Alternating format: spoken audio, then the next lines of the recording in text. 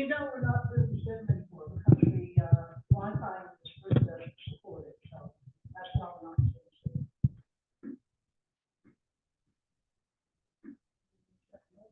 All right, there you go. Here we go. All right. Yeah. Everything, Okay. turn off the light.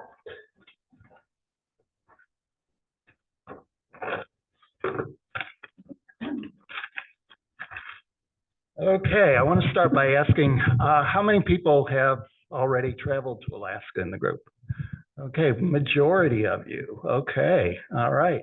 So for you guys, hopefully this will be bringing back some wonderful memories. For those of you that haven't been there, maybe it'll be an inspiration that, oh, maybe I want to put this on my bucket list and go to Alaska also. So just a recap of the day. It was a 12-day trip, and I started in Fairbanks and did a few things in that area, and then took the train down to Anchorage, and then met up with an escorted group on a bus tour that I purchased through AAA, and that was 6 days. So 6 days on my own and 6 days in a group, and the whole impetus for this was my 65th birthday. It was coming up and I thought, okay, I need to do something special for that birthday. So, and flying in from Seattle to Fairbanks, the captain came on the plane over on the announcement and said, if you're on the left side of the plane, you might want to look out and take a picture. And I did, and realized I got Denali, which was surprising to me. I'd never been, obviously, to Alaska. This is my first trip there. I didn't know really what to expect, but I would see it 2 more times. And I didn't know it at the time, but that's pretty unusual. So I had great weather. I'd been told several times during the trip that only about 30% of the people that go to Alaska ever see Denali. So I felt very blessed in that I was able to see it 3 times on this trip. Landed in Fairbanks. If you're thinking big airport, it's not. It's one little terminal building, and I don't know, there may be 3 or 4 gates at most. And it's not like DFW at all. But long trip. Going from the airport to my hotel, of course, the cab driver asked, well, where are you from, and all that kind of stuff, and chit-chatting, wants a bigger tip and wants to be friendly and put best foot forward. And I proudly said I was from Texas, and said, well, you know, Texas was the biggest state before Alaska and all that. And then he put me in my place, saying, well, Alaska's 2.5 times bigger than Texas. And I was like, oh, okay. Yeah, I didn't even think about that. Alaska has more area, combined area, than the next 3 largest states in the US. So it is a massive state. Where we do beat them, positive or negative, is in the population. We have 30 million, over 30 million people in the state of Texas. And Alaska has less than a million, about a little over 700,000. So in Alaska, it's very, population is very dispersed. Well, I'd say that, but it's very concentrated, let me say that, in the cities. But if you get out in the countryside and away from the cities, you can be on your own with no problem and not have to see another person for quite some time. This is where I stayed. It was in, yep.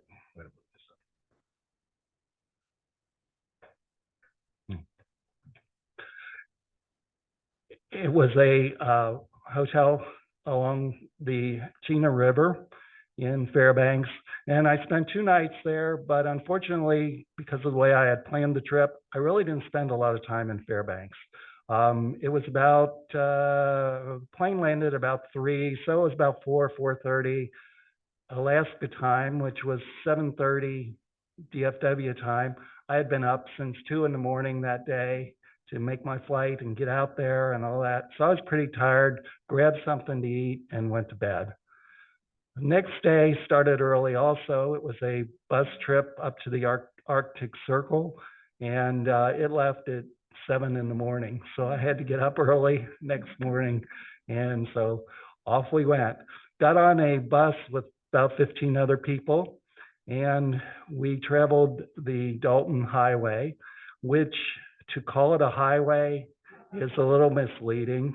That's what it looks like. And the Dalton Highway is about 414 miles, and it runs from north of Fairbanks all the way up to Prudhoe Bay. It was built in the early 70s to be the supply line for materials and things to build the Alaska pipeline. So that's the whole purpose of it. There's no other reason to have it, because it goes nowhere but to the oil fields. So it's one of the most remote roads in the country. There's limited services on it. There's only 3 places in the 414 miles where you can get gas, food, or lodging. They're all concentrated along the path. At the southern area, just north of Fairbanks, there are thick stands of trees, but as you go north, they thin out and it becomes more of a tundra area. So, and as you get out and get along the Dalton Highway, there is no sense of civilization. I mean, it is just wilderness. You just look around 360 degrees and there's nothing to see but the roadway and the pipeline. And other than that, it's just wilderness. The only natural feature that major natural feature we ran into was the Yukon River, which was about 60 miles into the trip and north of Fairbanks, as you can see.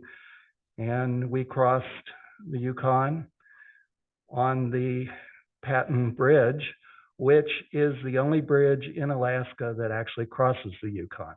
So it was built also because of the pipeline. The pipeline does run across the bridge under the roadway. So the whole purpose of that bridge was the pipeline. So without the pipeline, there'd be no Patton Bridge, there'd be no Dalton Highway, and it would just be unspoiled natural area. We had a little stop here, and our bus driver did an interesting gold panning demonstration for us, and she was very good about it, and, you know, dipped the water out and showed how you just, you know, shake the water and the gold flakes will settle and that. And lo and behold, when she was done, there were gold flakes in the bottom of her pan. It was amazing. She dumped the pan out and the gold flakes were still there. They were glued to the bottom of the pan.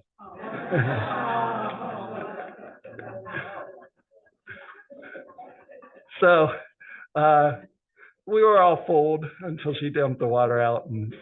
But this is one of the 3 places along where you can get food and lodging and gas. And it was right along the Yukon River where we were doing the gold panning. We had our lunch there and we had our dinner there. We went up north beyond that and came back south to there and had dinner. First spotting of wildlife that I saw in Alaska, which was a black bear. And he was more interested in that dumpster full of food than he was in us. And heading north from the Yukon River, as I said, it's vast, just tundra and pipeline. Finger rock is a finger made out of rock. Actually, it's a natural formation. As the ground thaws and freezes, it pushes granite blocks of rock out, and this one happens to look like a finger. And actually, it's pointed directly towards Fairbanks. So it has been used in the past by bush pilots and others that need to get their bearings, how to get to Fairbanks. Naturally occurred that way. Nobody said it there. But this is what other rock formations in the area look like.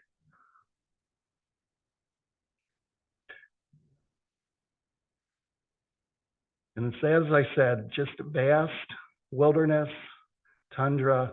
The only site that you see that's man-made is the pipeline and the roadway.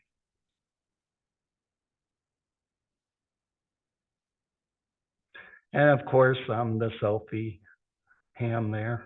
We got to the Arctic Circle, had to take a selfie in front of the signpost there. I'm sure many of you know what the Arctic Circle is all about. It's the spot, southernmost point around the globe where at the summer solstice, the sun doesn't set, and during the winter solstice, the sun doesn't rise. So during the summer, anything north of the Arctic Circle will have 24 hours of daylight on the summer solstice. And actually, as you get farther north, it's more than just the summer solstice. There'll be 30 to 40 days of no sunset. In winter, it's just the reverse, no sunrise.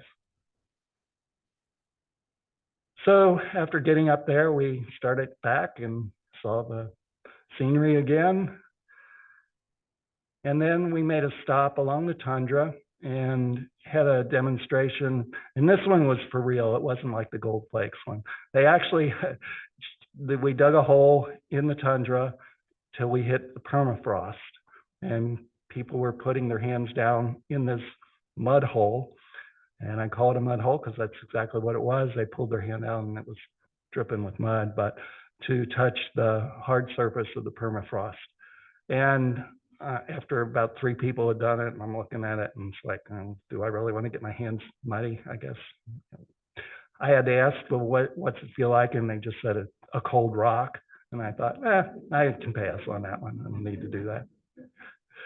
But also on that stop, there were wild blueberries everywhere. We were in a wild blueberry field, and it was probably 3 or 3:30 in the afternoon. So the driver said, yeah, you can eat them. I had about 2 dozen wild blueberries as an afternoon snack, tied me over before dinner. They were very, very good. We then again stopped for dinner and started our journey back to Fairbanks.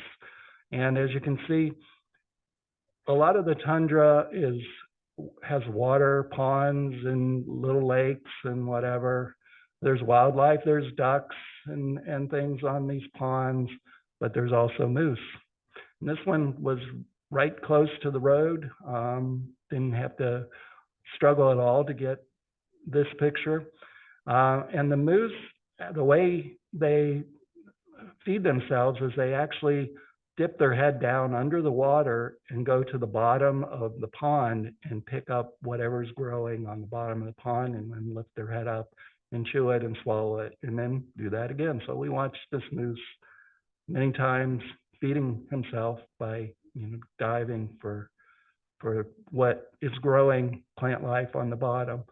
So they're herbivores, and didn't really realize that. There was a lot of things I didn't realize going to Alaska, but and the driver said that they have evolved a flap of skin in their nose that closes when they dip their head down so that they don't drown as they're going to the bottom of the now, whether she knows what she's talking about after the gold incident, I mean, it's kind of like, do we take what she says for? So here we also had a stop up close and personal to the pipeline. And the picture on the right is there just to give you an idea of the dimensions and the scope of how large this pipeline is. And those uprights, you see that strange looking thing on the top of those posts, and that's there to dissipate heat, because when the oil comes out of the ground, it's, I believe, around 150 to 170 degrees Fahrenheit. And the further it travels down the pipeline, of course, it loses heat along the way and becomes less. But when they built the pipeline, they did not want the permafrost underneath to melt from these posts standing on the permafrost. So these posts, and I don't understand the physics of it, but somehow these things at the top radiate the heat off so it doesn't melt the permafrost. If the permafrost should start to melt, all of these pipes and upright would shift, and then we'd have broken pipe. So oil spill, correct.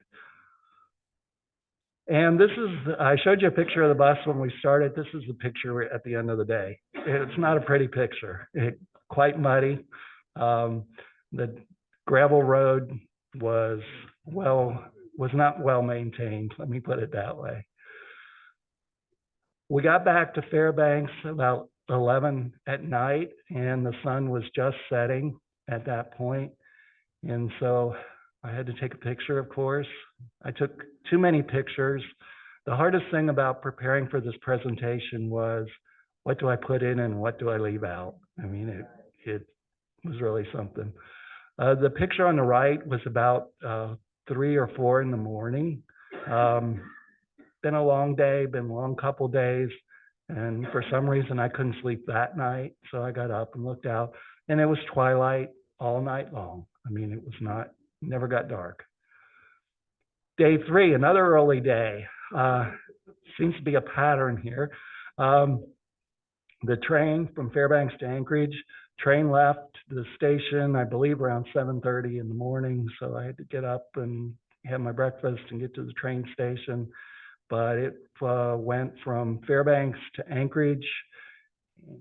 And basically, it's a tourist train. You get to go through the wild country, and just, again, it's just a matter of seeing sights. Nanita is, the Nanina Ice Classic is a well-known in Alaska anyhow. I'd never heard of it before, but it's a bet on when the Tanina River, Nanina is on the banks of the Tanina River, and it's a wager of when the ice will melt and move that tripod down the river 100 feet. So they put this tripod out in the middle of the river prior, early February or so, and put water around it so it freezes in place. And then they take bets on when it will move 100 feet down. I guess you got to find something to do in the dead of winter in Alaska. But for a $3 ticket, if you guess the day and the time, this year the jackpot was $210,000. So it's, I guess, worth the bet. I don't know. And here's just more scenery.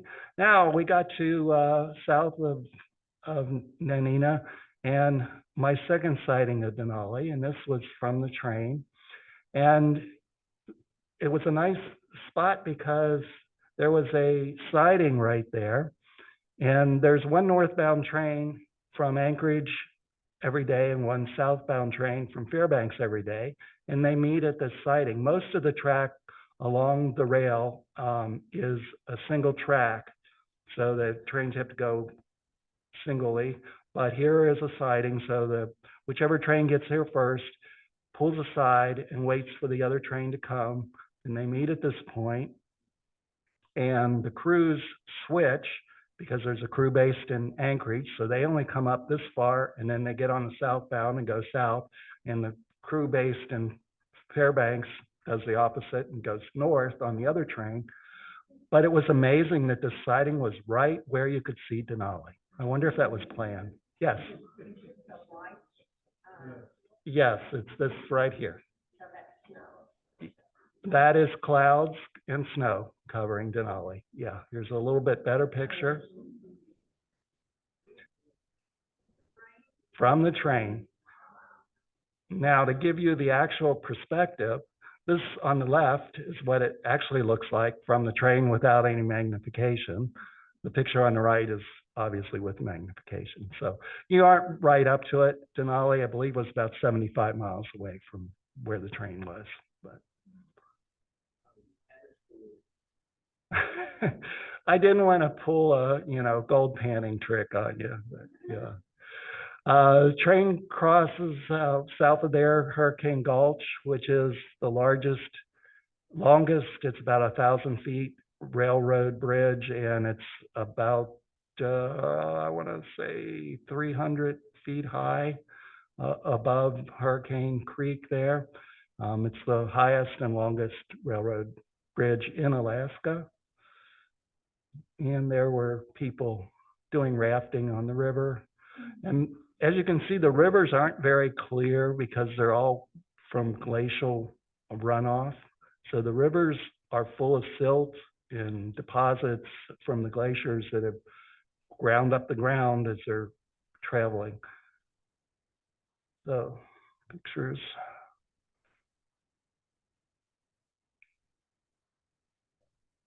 And we're getting near Anchorage, and here we are, Anchorage. So the train trip from Anchorage to Fairbanks was 356 miles. And I don't know if I told you, but it took 12 hours to do that. So the train does not go very fast. It goes about 30 miles an hour. Gives you plenty of time to enjoy the scenery, plenty of time to take pictures, and it's well worth it from my perspective. I totally enjoyed it. Now, day 4 in Anchorage, I built this day in as a day of rest. As I said, I had been going 3 days in a row, early mornings, late nights. From the night before, the train got in about 10:30 at night, so it wasn't early in the day or anything. So, but you know, being in a new city, you got to do something touristy. And Anchorage has this Lightspeed Planet Walk, which has these little placards representing the planets at a distance, starting at the sun, which is the picture on the left there. And you can walk out and actually walk the distance to each of the planets. And the way the scale is set is that it takes about 3 minutes to walk from where the sun is to the Mercury placard. And sunlight takes about 3 minutes to travel the distance from the sun to Mercury. Then from Mercury to Venus is another 3 minutes, and then to Earth, it's about 8 minutes from the sun. So it gives you an idea based on how fast you're walking and how far you're going, how close the planets are or how far apart they are. You get to Mars, which is about 13 minutes out from the sun, and then Jupiter is the next one, which is 43 minutes. So that gives you an idea of the large distance that you're traveling. This is also from Anchorage. As I said, there was not a minute on this trip when there wasn't some beautiful view. I mean, it is nature at its best. And this is looking across the Cook Inlet and part of the Alaska range across the inlet there. Then there's a coastal trail which takes you along, obviously, the coast of the inlet there.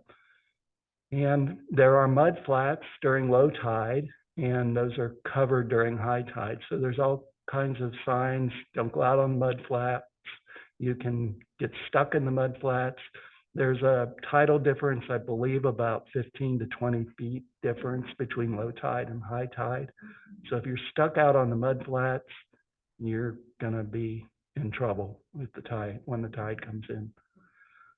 Then I got back to my hotel and saw this sign, and I was like, moose in downtown Anchorage? Yeah, okay. I didn't really expect to see that. Hadn't seen any moose in downtown Anchorage yet, so we'll go there. So that was my day of rest. Kind of restful. I didn't get up bright and early, but I did do some walking. I walked out and back about 2 miles on the coastal trail. Next day, this was birthday day, so I had planned to take a trip by boat to see a glacier, and took the train from Anchorage to Seward and Kenai Fjords National Park cruise on that day. So bright and early on the train again. I think the train left maybe 7:30 or 8 o'clock that morning.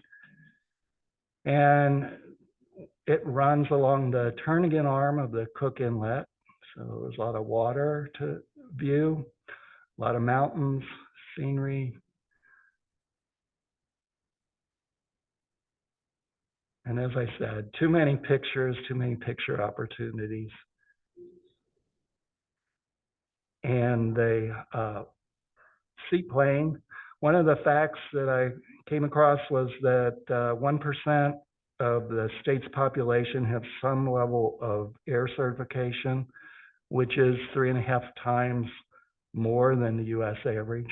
So it's easier to travel by plane to many areas of Alaska, obviously, than it is by any other means.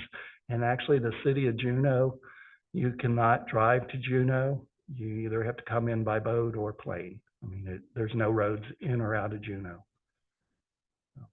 Then we got to the boat harbor at Seward, and the train station and the boat harbor were about a 2-minute walk from each other. So very well planned for tourists.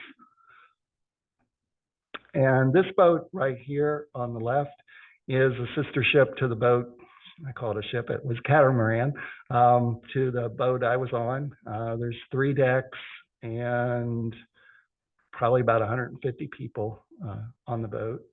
And we started out, and the captain comes on and she says, "There's going to be a change in plans. Sorry, we're not going directly to Holgate Glacier. We're going to go out on the open sea for a while first." And everybody's sort of looking around at him thinking, "Oh, this isn't what I paid for. You know, I want to see the glacier."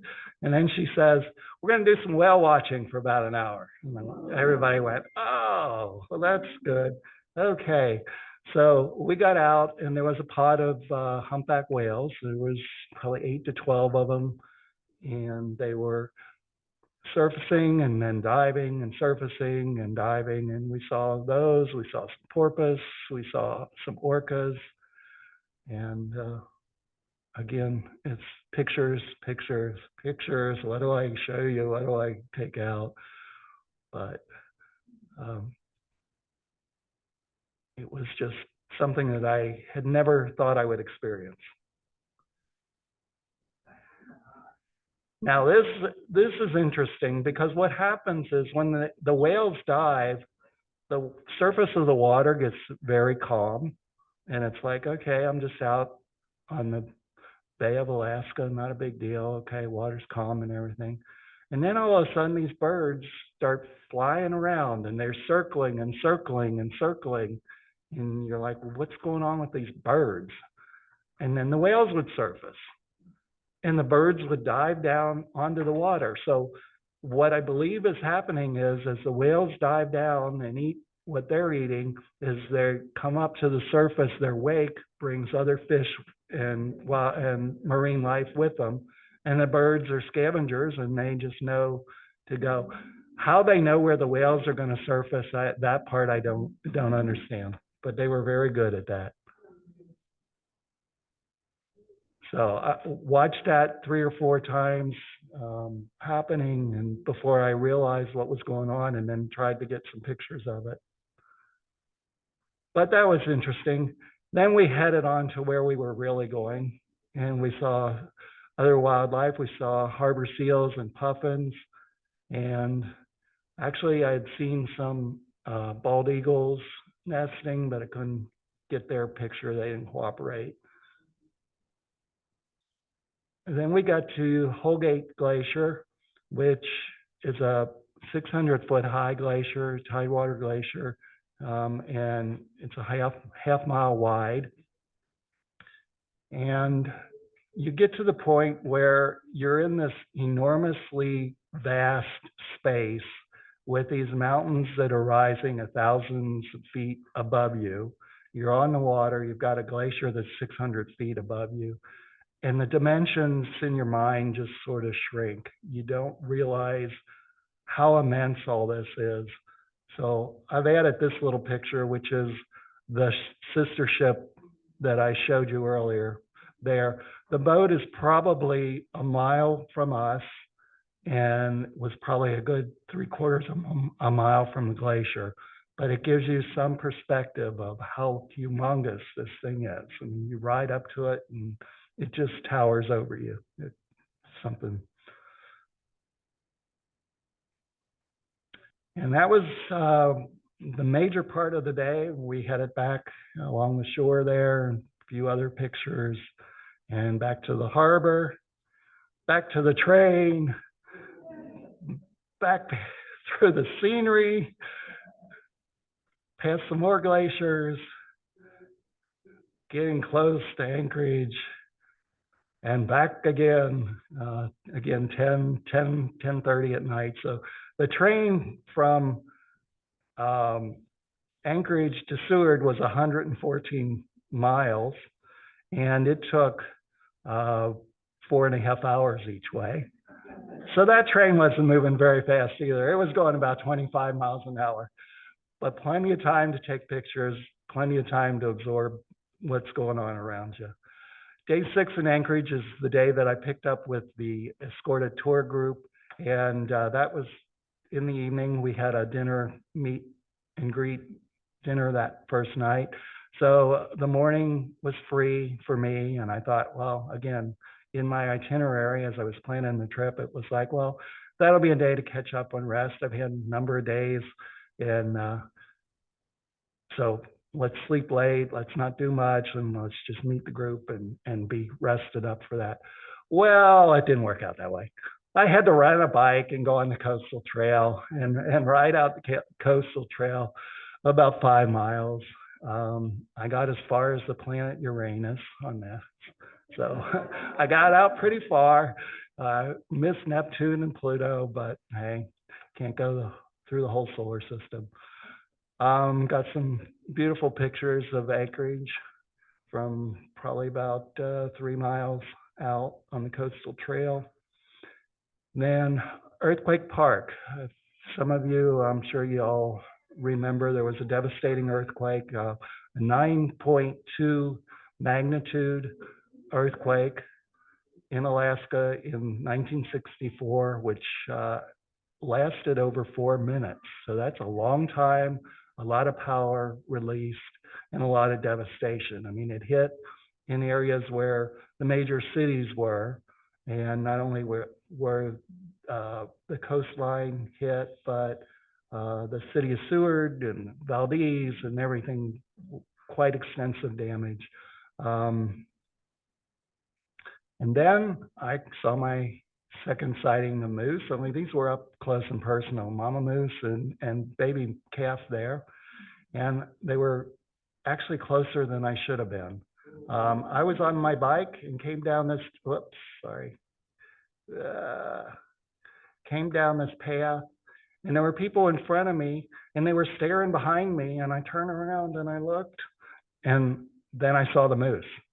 I had ridden right past them and didn't even know they were there, because this bush over here obstructed my view of this guy, and this one was back far enough that I didn't see her, but I came right along here, and had she been a little more aggressive and whatever, I could have been injured quite badly, but everything worked out. Got some good pictures, and that's important. Get those good pictures. The next part of the journey here was to the river and see people doing salmon fishing. And with that many fish in the river, I don't know how you could not get a salmon. So, you know. All right, so then we had our dinner, and the next morning we started our bus tour, and we did some sites in Anchorage. And I want to play this little video for you.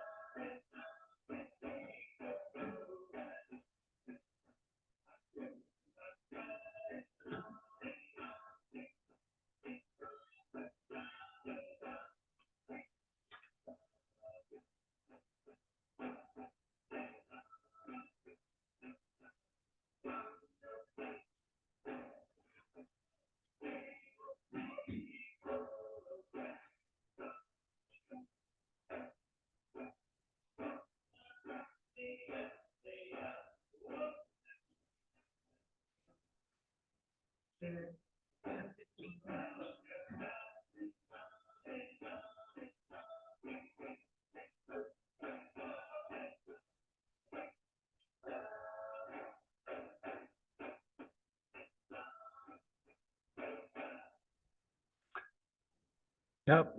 So there's a lot to see there at the Heritage Center. And there's both indoor and outdoor exhibits. The outdoor exhibits were basically dwellings. There's about 11 different cultural tribes in the state of Alaska. Some are island dwellers, some are interior dwellers. So they have different methods of building houses, and so it's quite an extensive display of the culture. The biggest issue they seem to have at the Heritage Center is the fear that their culture is dying because the children are not living the culture any longer. They're being urbanized and absorbed into the Western culture, and that's part of the reason for the center. Another stop we had was at Moonstone Farm, which is in Palmer, Alaska, and it's basically a family farm that in the Depression